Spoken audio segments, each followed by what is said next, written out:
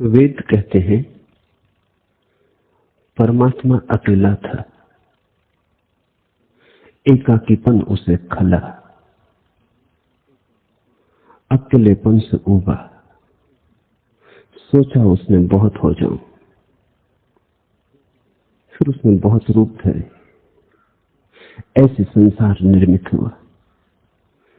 सृष्टि की यह कथा है। सा एकाकी न रेमे, एको अहम बहुश्याम। अकेला वह उबने लगा, सोचा बहुत रूपों को सृजूं, बहुत रूपों में रमूं। ब्राह्मण संस्कृति इसी सूत्र का विस्तार है। परमात्मा का अवतरण, परमात्मा का फैलाव। ब्रह्म शब्द का यही अर्थ है, जो फैलता चला जाए,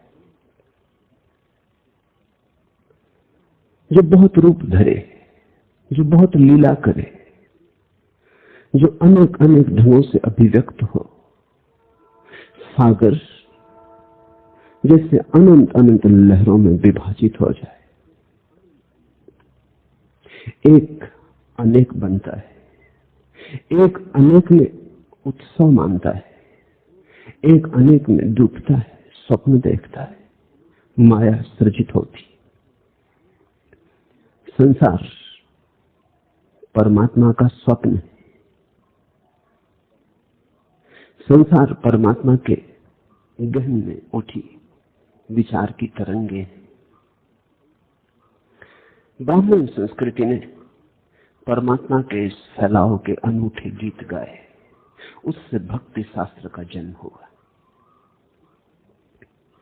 भक्ति शास्त्र का अर्थ है परमात्मा का ये फैलता हुआ रूप अहोभाग्य है। परमात्मा का ये फैलता हुआ रूप परम आनंद है। इसलिए भक्ति में रस है, फैलाव है। एक शब्द में कहें तो महावीर का जो बचपन का नाम है वो ब्राह्मण संस्कृति का सूचक है। वर्तमान महावीर का बचपन का नाम था वर्धमान, जो फैले, जो विकासमान हो। फिर महावीर को दूसरी ऊर्जा का, दूसरे अनुभव का, दूसरे साक्षात का सूत्रपात हुआ। वो ठीक वेद से उल्टा है।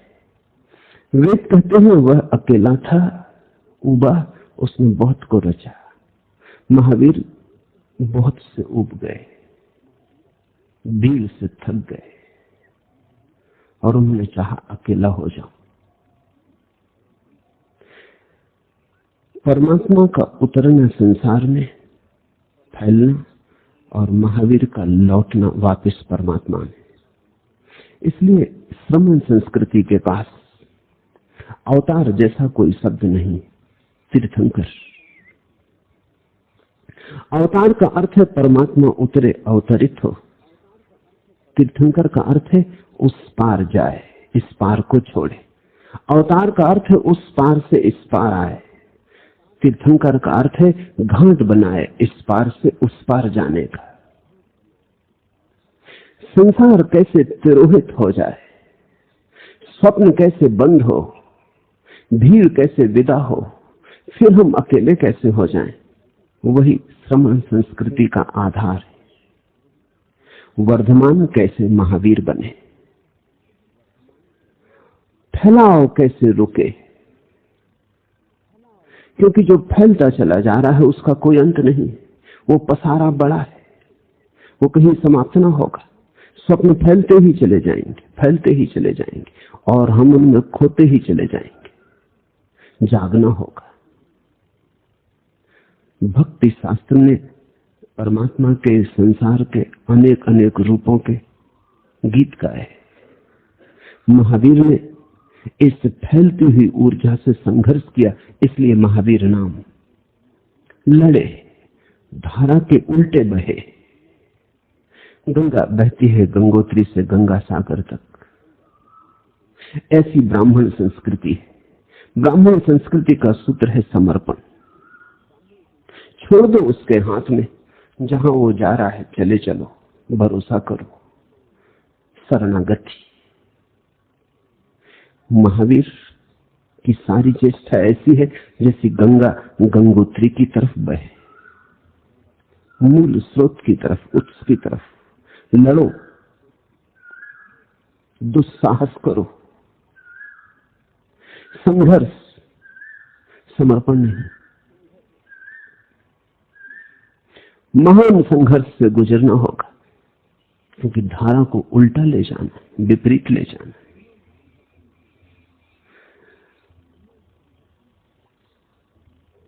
धारा का अर्थ है जाए गंगोत्री से गंगा सागर की तरफ, धारा को उल्टा करना, राधा बनाना।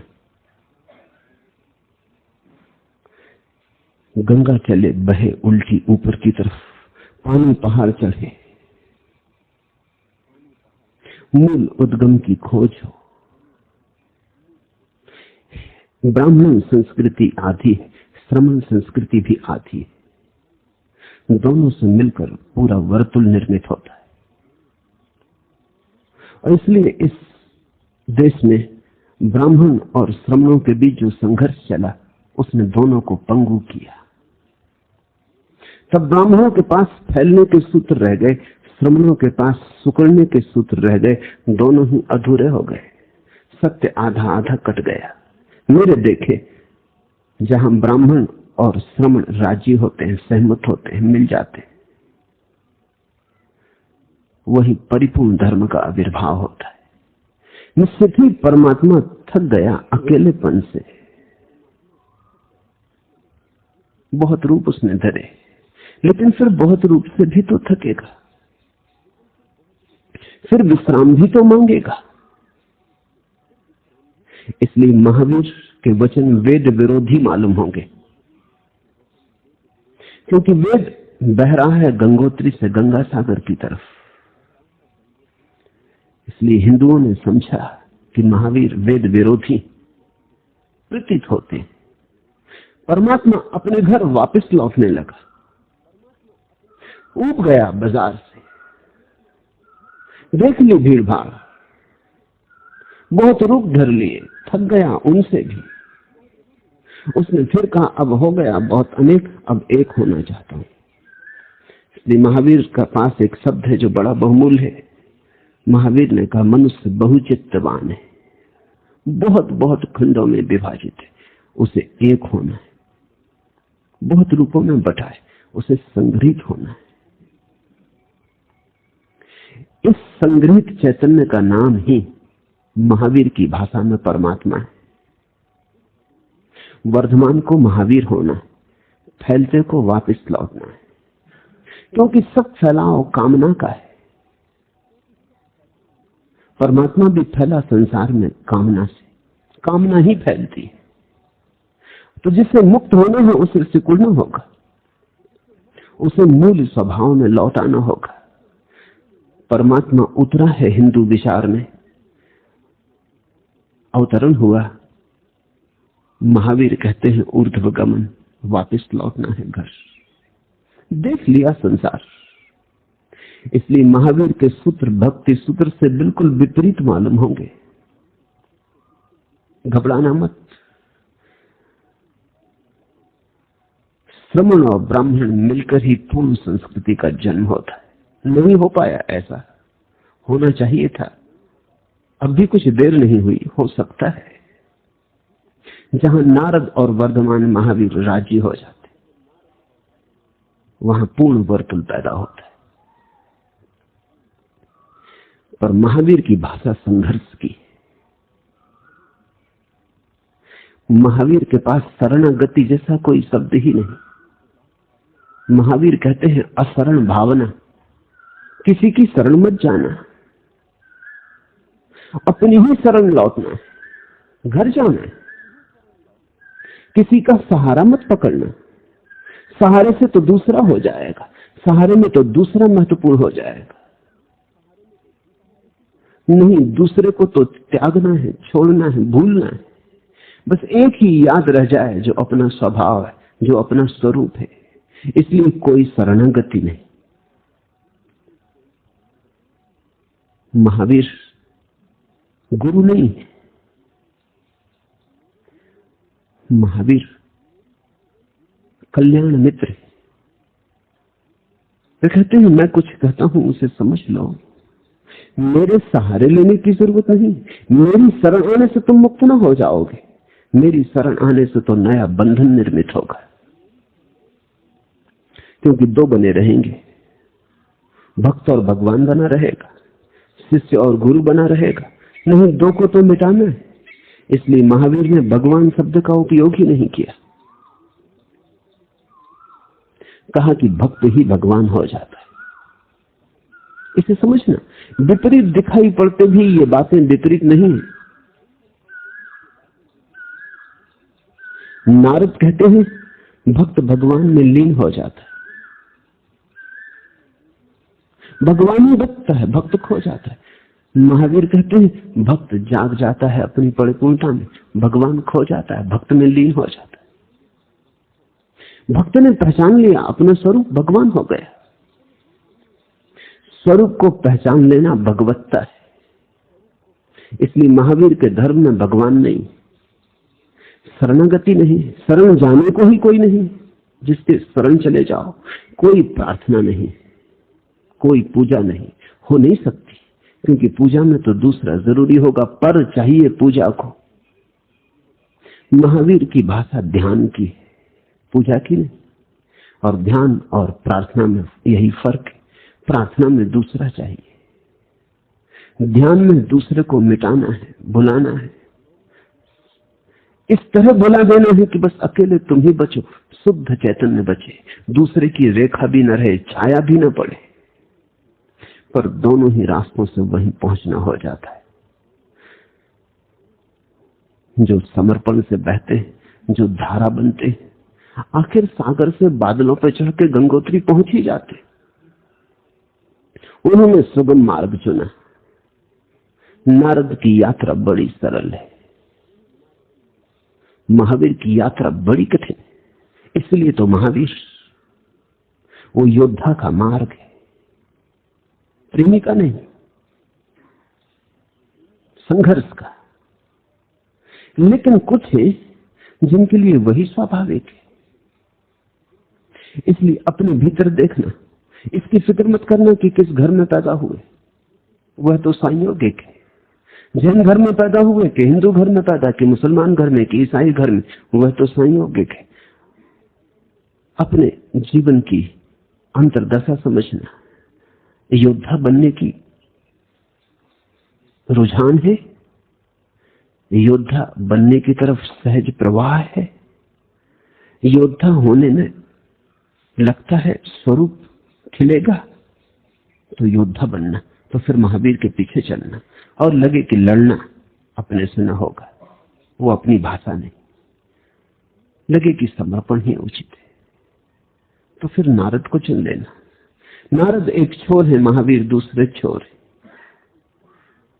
और कहीं ना कहीं नारद और महावीर के बीच सारे महापुरुष, बुद्ध हो, कृष्ण हो, राम हो, मोहम्मद हो, जरथुस्त्र हो, जीसस हो, महावीर और नारद के बीच कहीं ना कहीं। लेकिन महावीर और नारद परम छोर, और इसलिए जैसा नारद ने भक्ति को उसकी परम प्रगाढ़ता में प्रकट किया है, शरणागति को आखिरी रूप दिया, आखिरी परिभाषा दे दी, उसके पार परिष्कार संभव नहीं, वैसे महावीर ने संघर्ष को आखिरी रूप दिया है। अब उसको और ऊपर उठाने का कोई उपाय नहीं। महावीर ने आखिरी बात कह दी संघर्ष के रास्ते पर। चुनाव तुम्हें ये नहीं करना है कि कौन ठीक है, दोनों ठीक है। चुनाव तुम्हें यह करना है कि कौन हमें जचता है। फूल गुल सम्मो कमर सारे ही थे, पर हमें उनमें तुम ही भाए बहुत। इससे कोई फर्क नहीं पड़ता कितने फूल खिले, फूल गुल सम्मो कमर सारे ही थे।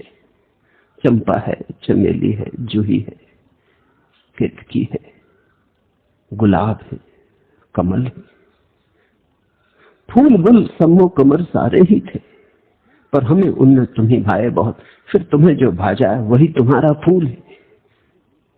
तुम्हें कमल भाजा है, तुम्हारे बेटे को गुलाब भाजा है, तो झगड़ा मत करना। जो तुम्हें भाजा है वही तुम्हारे लिए मार्ग है। लोग अक्सर उल्टा करते हैं। लोग सोचते हैं कौन ठीक। गलत प्रश्न उठा लिया। महावीर ठीक कि नारद ठीक? तुमने प्रश्न ही गलत पूछ लिया। यही पूछो कौन जचता है। ठीक गलत तुम कैसे निर्णय करोगे? उस परम की बातें वही जाने जो परम को उपलब्ध हुए। तुम तो इतना ही तय कर लो कौन सा तुमको जचता है, कौन सा तुम्हारे मन को भा जाता है। मैं अगर मुझसे पूछो तो कहूंगा सभी ठीक, लेकिन सभी ठीक से तो हल ना होगा, क्योंकि सभी रास्तों पर तो तुम चल ना सकोगे। द्वार तो तुम्हें चुनना ही होगा, सभी द्वार उसी के मंदिर के, लेकिन फिर भी तुम एक ही द्वार से गुजर सकोगे, सभी द्वारों से न गुजर सकोगे। सभी द्वारों से गुजरने में तो तुम बड़ी मुश्किल में पड़ जाओगे। एक पैर एक द्वार में डाल दोगे, एक हाथ दूसरे द्वार में डाल दोगे, तुम अटक जाओगे। एक से ज्यादा द्वार चुन लिए तो द्वार पहुंचाएंगे ना अटकाएंगे। तुम अपना द्वार चुन लेना, तुम अपना फूल चुन लेना, तुम अपनी रुझान को पहचानो। तुम्हें जो भाजा है वही सत्य है, जो तुम्हारे काम आ जाए वही सत्य है, जो द्वार तुम्हें पहुंचा दे वही गुरुद्वारा है। पहुंच के तो तुम भी पाओगे अरे सभी द्वार यहीं आ गए। पहुंच के तो तुम मिलोगे उनसे जो दूसरे द्वारों से आते थे और दुश्मन मालूम पड़ते थे।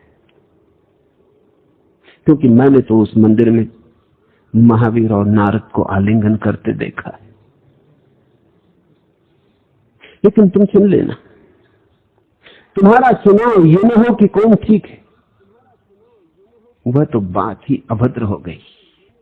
तुम्हारा चुनाव तो बस इतना हो, फूल गुल सम्मो कमर सारे ही थे, पर हमें उनमें तुम्हें भाए बहुत। जब देखिए कुछ और ही आलम है तुम्हारा। हर बार अजब रंग है, हर बार अजब रूप। बहुत रूपों में सत्य प्रकट हुआ है, बहुत रंगों में, बहुत ढंगों में प्रकट हुआ है। और हर बार जब प्रकट हुआ है तो अजब ही, तो बड़ा आश्चर्यचकित करने वाला है, अवाक कर जाने वाला है। नारद को समझोगे अवाक रह जाओगे, महावीर को समझोगे ठगे रह जाओगे। जब देखिए कुछ और ही आलम है तुम्हारा। हर बार अजब रंग है, हर बार अजब रूप, मगर ये रूप सब एक के ही है, ये यात्रा एक ही है। ईसाईयत कहती है आदम को परमात्मा ने स्वर्ग से बहिष्कृत किया, निकाला स्वर्ग के राज्य से, क्योंकि आज्ञा उसने न मानी थी, अनाज्ञाकारी था। फिर जीसस ने आज्ञा मानी, जीसस वापस समारोह पूर्वक स्वर्ग में प्रविष्ट हुए। जिसे अदम ने निकाला था वही जीसस में लौटा। अदम पहला आदमी है, जीसस आखिरी आदमी। अदम संसार की तरफ यात्रा है, धारा। जीसस संसार से विपरीत यात्रा है, राधा। यहूदियों की कथाएं थोड़ी कठोर है। पूरब में लोग ज्यादा कोमल भाषा बोलते हैं। यहूदी कहते हैं परमात्मा ने बहिष्कृत किया आदम को। हम ऐसा नहीं कहते, हम कहते हैं सा एकाकी न रेने, वो अकेला था। एको अहम बहुश्याम, उसने कहा बहुत को रचू। बहिष्कृत नहीं हुआ, अवतरित हुआ, आया, मर्जी से आया। और इसे भी समझ लेना जरूरी है, तुम जहां हो अपनी मर्जी से हो, संसार में हो तो अपनी मर्जी से हो। तुम्हारे भीतर के परमात्मा ने यही चुना। कुछ परेशान होने की बात नहीं, बेमर्जी से तुम नहीं हो, अपने ही कारण हो, अपनी ही आकांक्षा से हो। और ये बड़े सौभाग्य की बात है कि बेमर्जी से नहीं हो, क्योंकि जिस दिन चाहो उसी दिन घर का द्वार खुला है, लौट आ सकते हो। जब तक चाहो जा सकते हो दूर, जिस दिन निर्णय करोगे उसी दिन लौटना शुरू हो जाएगा। ब्राह्मण संस्कृति परमात्मा के फैलाव की कथा है, श्रमण संस्कृति परमात्मा के घर लौटने की कथा है। और निश्चित ही जो अकेले में थक गया था वो भीड़ में ही थक ही जाएगा। तुमने अपने भीतर भी देखा, यही होता है। बाजार में थक जाते हो, मंदिर की आकांक्षा पैदा होती, भीड़ में उब जाते हो, बस्ती से उब जाते हो, हिमालय जाने की आकांक्षा पैदा होती। हिमालय पर जो बैठे हैं एकांत में, उनके मन में बाजार आकर्षण निर्मित करता है। मैं कुछ मित्रों को लेकर कश्मीर की यात्रा पर था। कश्मीर के पहाड़ों में, झरनों में वे बड़ा आनंद अनुभव कर रहे थे। दल झील पर उनके साथ में ठहरा था। हमारा जो माझी था, जब हम लौटने लगे तो वो कहने लगा, ऐसा आशीर्वाद दे कि एक दफा बंबई देखनी। तो बंबई देख के क्या करेगा? तो कहा यहां मन नहीं लगता, और बंबई बिना देखे मर गए तो एक आस रह जाएगी। जो मेरे साथ आए थे वो बंबई के मित्र थे, वो चौंके। वो आए थे कश्मीर, वो आए थे हिमालय की शरण में, और जो हिमालय की शरण में पैदा हुआ था वो बंबई आना चाह रहा था। तुम अगर अपने मन को भी पहचानोगे तो यही पाओगे, परमात्मा की कथा वस्तुतः तुम्हारी ही कथा है। कोई परमात्मा और तो नहीं, तुम कोई और तो नहीं। परमात्मा की कथा शुद्ध चेतना के स्वभाव की कथा है। ठीक ही कहते हैं वेद, उब गया अकेला था, कहा बहुत को रचूं, उसने बहुत रचे। महावीर कहते हैं अब हम बहुत से उब गए, अब घर वापस जाने की आकांक्षा पैदा होती। इसलिए महावीर के सूत्रों में लौटती यात्रा के सूत्र निश्चित ही वे भिन्न होंगे। रस की बात न होगी, यहां विरसता की बात होगी, यहां कामना की, वासना की बात न होगी, यहां त्याग वैराग्य की बात होगी। यहां राग नहीं, वीतरागता लक्ष्य होगा। मगर ध्यान रखना, राग ही वीतरागता बनता है। वही है ऊर्जा जो सागर की तरफ जाती, वही है ऊर्जा जो गंगोत्री की तरफ जाती।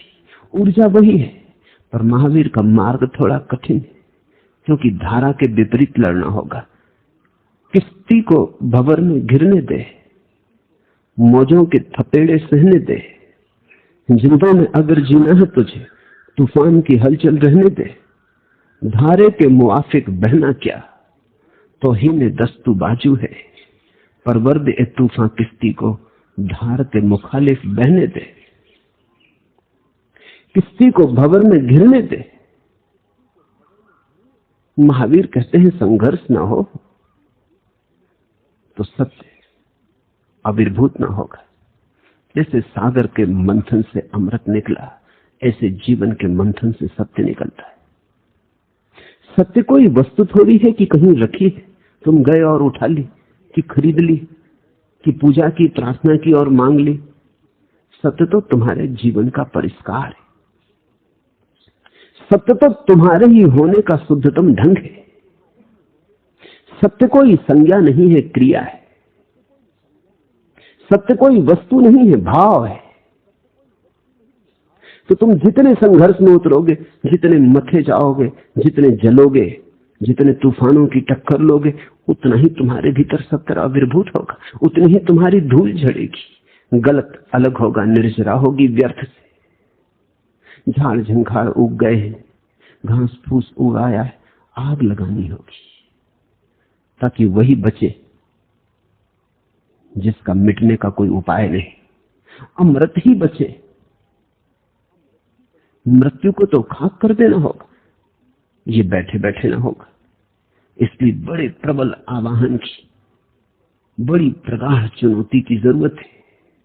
किसी को भंवर में गिरने दे, मौजों के थपेड़े सहने दे, भंवर दुश्मन नहीं। महावीर के रास्ते पर